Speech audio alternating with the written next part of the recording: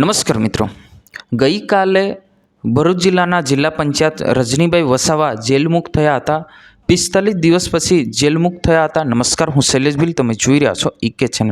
વિડીયોને અંત સુધી જોજો। આપણી ચેનલ પર નવા હો તો ચેનલને સબસ્ક્રાઈબ કરીને લાઇક કરી નાખજો। આજે આપણે વાત કરવી છે કે ગઈકાલે આમ આદમી પાર્ટીના જિલ્લા પંચાયત એટલે કે ભરૂચ જિલ્લા પંચાયતના નેતા, આમ આદમી પાર્ટીના નેતા એટલે કે રજનીભાઈ વસાવા જેલમુક્ત થયા। એટલે કે 45 દિવસ પછી જેલની બહાર આવતાની સાથે એમને જોરદાર સ્વાગત કરવામાં આવ્યું હતું અને આહવાન કરવામાં આવ્યું અને ખુદ કહ્યું હતું કે આ સત્યની જીત છે અને લોકો માટે અમે લડીએ છીએ, લોકોનું કામ કરીએ છીએ, એટલે લોકો અમને સપોર્ટ કરે છે। તો આવો મિત્રો કે આ રજનીભાઈ વસાવા અહીંની સાથે કેટલાક જે નેતા હતા એ બંધ હતા, ત્યારે 45 દિવસ પછી છૂટ્યા હતા। એટલે કે ગઈકાલે જેલમુક્ત થતાની સાથે જોરદાર સ્વાગત સાથે બહાર આવ્યા હતા। એટલે કે જીઆઈડી કંપનીમાં બ્લાસ્ટ થયો હતો અને કેટલાક મજૂર કામદારો દાઝી ગયા હતા અને મરણ પણ પામ્યા હતા।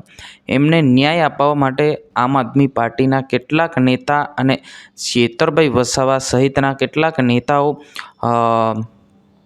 ન્યાય અપાવવા માટે પહોંચ્યા હતા। પરંતુ અહીંયા કંઈક અલગ થયું હતું, ત્યાં થોડી બબાલ થઈ ગઈ, એટલે કે માથાકૂટ થઈ હતી અને માથાકૂટ થતાની સાથે આમ આદમી પાર્ટીના નેતાઓ ઉપર જે ફરિયાદ કરવામાં આવી હતી અને ફરિયાદ કર્યા પછી એમને જેલમાં નાખવામાં આવ્યા અને 45 દિવસ પછી જે આમ આદમી પાર્ટીના નેતા હતા એટલે કે ભરૂચ જિલ્લાના જિલ્લા પંચાયત રજનીભાઈ વસાવા સાહેબ એ 45 દિવસ પછી જેલની બહાર આવ્યા હતા। એટલે કે ગઈકાલે બહાર આવતાની સાથે લોકો દ્વારા એમને સ્વાગત કરવામાં આવ્યા હતા અને રેલી પણ કરવામાં આવી હતી અને એવું પણ કહેવામાં આવ્યું છે કે અમે આગળ પણ લડીશું અને લડતા રહીશું। આ રીતના ચોખ્ખું કહેવામાં આવ્યું છે। આ વિશે તમારે શું કહેવું છે જરૂર કમેન્ટ કરીને બતાવજો।